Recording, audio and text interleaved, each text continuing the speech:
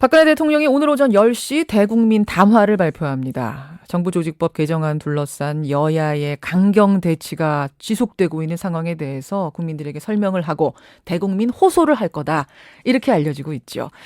야당 측은 이건 국회 무시하는 압박이다.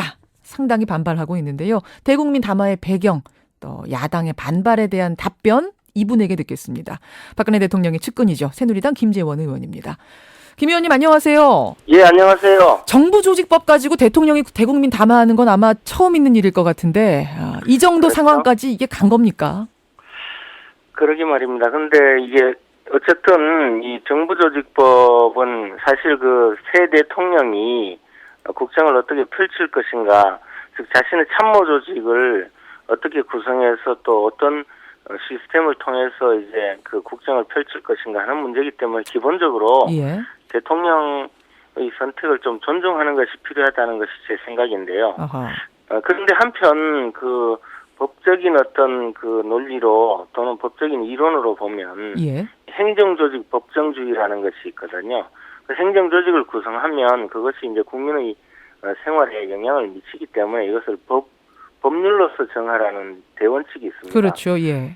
그러면 법률로서 정하려면 결국은 이제 국민의 대표인 국회에서 이 문제를 결정을 짓게 해야 하고, 그러다 보니까 이제 야당의 동의를 구해야 하는 그런 절차가 있거든요. 예, 예. 그런데 이 문제가 이 지경까지 오게 된 것은 물론 야당이 이제 그동안에 반대를 하기 때문에 이런 문제가 벌어졌는데, 지난 18대 국회 마지막에 예. 그 이른바 국회 선진화법이라는 이름으로 사실상 야당에게 거부권 행사가 가능한 정도의 어떤 그런 법적인 지금 장치가 되어 있거든요. 그렇죠. 야당이 협조 안 하면 그러니까 통과가 힘든 그런 상황인 거죠. 그렇게 돼버렸습니다. 예, 그래서 예. 사실 그 민주주의라는 것이 선과 악의 대결이라기보다는 다수파와 소수파의 대결에서 협상이 이루어지지 않으면 다수파의 어떤 결정으로 가도록 한 제도가 민주주의인데,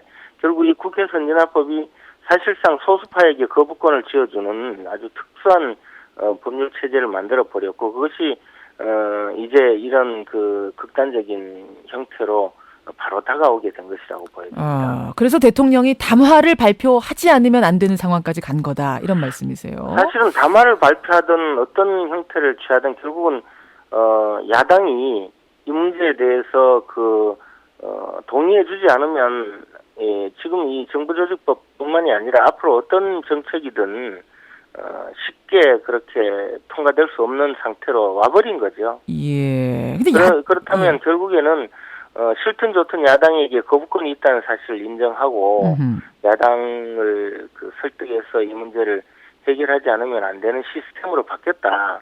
우리나라가 이제 헌정사에 이런 일이 처음 있는데 앞으로는 이렇게 될 수밖에 없는 체제를 어느 순간에 만들어버린 겁니다. 예. 그래서 이제 설득을 하고 어느 때보다도 대통령의 정치력 혹은 여당 대표의 정치력이 중요한 상황인데 정치적으로 타협이 안 되던가요? 왜냐하면 지금 야당에서는 이건 국회 무시하고 연쇄적으로 압박을 하는 것이다. 일방적인 통치행위만 있고 정치는 실종됐다. 이렇게 비판하고 있는데. 그런데 솔직히 말씀드려서 이번 문제는 앞에서도 말씀드렸다시피 예. 야당이 좀 너무한 면이 있거든요. 너무한가요? 특히 지금 여야 간에 대부분은 합의가 된 상태에서 어제 제가 그 언론 어떤 보도 내용을 보면 그 중에서 그 유선방송 사업자 문제, 종합유선방송 사업자 문제 한두 가지로 지금 이렇게 다투고 있다고 하거든요. 예, 그런데 예. 이것은 사실 국민에 대한 예의도 아니고 새 정부의 국정 전체가 마비되어 있는 이 상태를 단순히 그런 한두 가지의 쟁점을 가지고 계속 논란을 벌이면서 시간을 끄는 것은 적절한 것은 아니라고 봅니다. 이것은 이제 야당 입장에서는 뭐 자신들의 어떤 정치적 목표가 있기 때문에 또 충분히 이런 지금 상태에서 반대를 하겠지만, 당장에 이제 보궐선거도 눈앞에 와 있고 정책 심판을 또 받지 않겠습니까? 그렇다면 국민들이 이 문제를 어떻게 보는가 하는 문제도 굉장히 중요하기 때문에 단순히 국회에서의 어떤 권능만 행사하고 정책 이해관계만 따질 일은 아니라고 봅니다. 그렇게 보시고 오늘 뭐 야당이 안 나왔기 때문에 제가 좀 대신 입장을 전하자면 미래부 신설을 제외하고 그러니까 지금 논란이 되고 있는 그 부분은 방송에 관련된 부분, 공정성에 관련된 부분이기 때문에 야당은 굉장히 중요하게 생각한다. 그러니까 그것은 따로 떼고 나머지 정부조직법 개정안 일체는 우선 처리하자. 이렇게 대안을 제시했던데요. 이건 어떻게 보세요?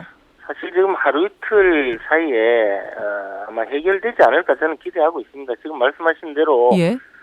세부적으로 들어가면 또 미세한 부분이기 때문에 설명하기가 쉽지는 않겠지만 사실 방송 중에서도 극히 일부분 말씀드렸다시피 종합유선방송사업자의 어떤 인허가 문제를 어디에 두느냐 그것만 두고 지금 따지고 있는 것으로 알고 있습니다. 예. 이런 것은 사실 좀 아무리 정치 세력이라 하더라도 또 이해관계가 있다 하더라도 국민이 지켜보고 있다는 생각을 한다면 그렇게 안 하는 것이 맞다고 보죠. 하루 이틀 안에 타결이 될 거다 좀 긍정적으로 보고 계시는 겁니까?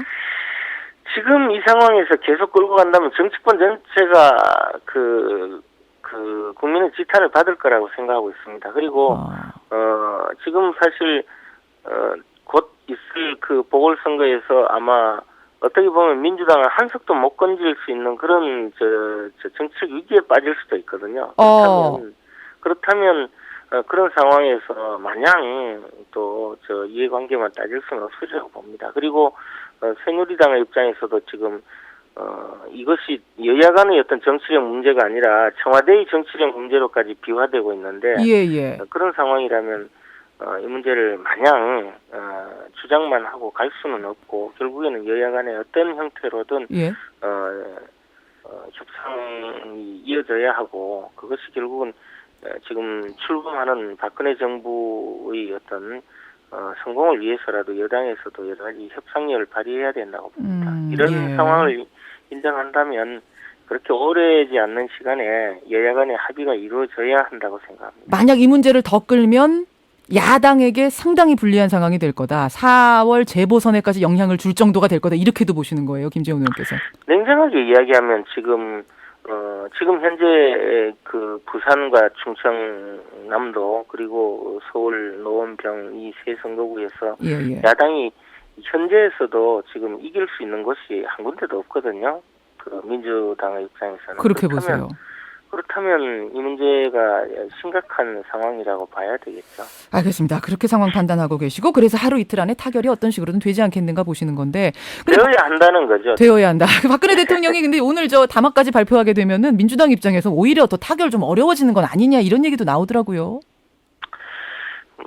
지금 그 새 대통령이 어떤 국민에게 희망을 주는 그런 담화문이 아니라 이 문제를 두고 담화문을 발표하는 현실까지 된 것은 참 안타까운 일이라고 봅니다. 어쨌든 여야 간에 이것이 결국은 국민들이 정치권 전체의 비능률성이나 비생산성을 지탄하게 될 거라는 그런 인식은 해야 되겠죠. 알겠습니다. 새누리당 김재원 의원 만나고 있습니다. 오늘 주제와는 관련이 없지만 주말 사이에 터진 정치권의 핫 이슈니까 제가 하나 질문을 좀 드리겠습니다. 안철수 전 대선 후보가 노회찬 전 의원 지역구죠. 노원병에 출마를 하기로 결정했습니다. 이건 어떻게 보셨어요, 김재원 의원님? 정치라는 것이 항상 이 빌미가 있으면 반드시 끼어드는 것이 또 당연한 순서이고 그렇습니까? 그렇게 됐을 때 이제 정치권이 쇄신되고 새로운 바람이 불거든요. 저는 싫든 좋든 안철수 전 교수가 어찌됐든 정치권 진입을 이미 선언한 상태고 그런 입장이라면 지금까지 우유부단한 그런 국민에게 불확실성만 제공하는 그런 형태의 정치적 행보보다는 이번에 참 잘한 결정이라고 생각합니다. 그리고 적어도 안철수 후보가 이제 정치권에 진입을 할 경우에 기존에 지금 꽉 막혀 있는 어떤 여야 간의 정치적 행태를 바꿀 수 있는 계기가 될 것이고 그런 정치 쇄신의 바람은 더 가속화되리라고 봅니다. 그렇기 때문에 안철수 후보가 이번 그 선거에 뛰어드는 것 자체가 여야 간의 정신을 번쩍 차리게 하고 정치가 좀 더 밝아지고 좀 더 좋아지는 그런 계기가 되리라고 믿고요.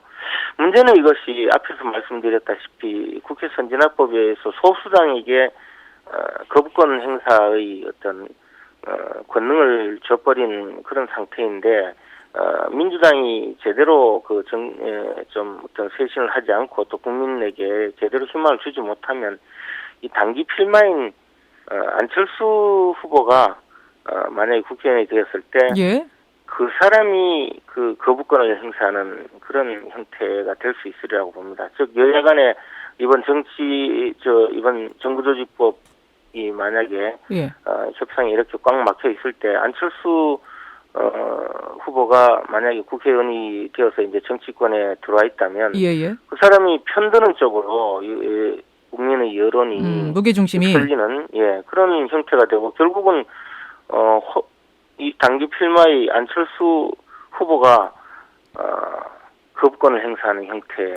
그래서 이 정치가 상당히 비정상적인 방향으로 가지 않을까. 그렇기 때문에 야당도 훨씬 더 정신을 차려야 하고, 예. 물론 여당인 새누리당은 정말 그 정치를 주도해야 된다. 네, 그런 형태의 정치 쇄신이 이루어지리라고 봅니다. 전반적으로는 정치권에 힘을 불어넣는 것이다. 잘한 결정이다. 이렇게 보시는 거예요. 김재원 의원께서는. 지금 이렇게 정치가 이렇게 계속 가서는 안 되거든요. 어떤 형태로든 좀 더 바람직한 방향으로 발전하고 그런 과정은 결국 새로운 정치의 그 무대가 펼쳐져야 하고 그런 과정에 안철수 후보가 상당히 큰 역할을 할 수 있으리라 그렇게 생각합니다. 알겠습니다. 여기까지 오늘 말씀 듣겠습니다. 고맙습니다. 안녕히 계십시오. 예, 새누리당 김재원 의원이었습니다.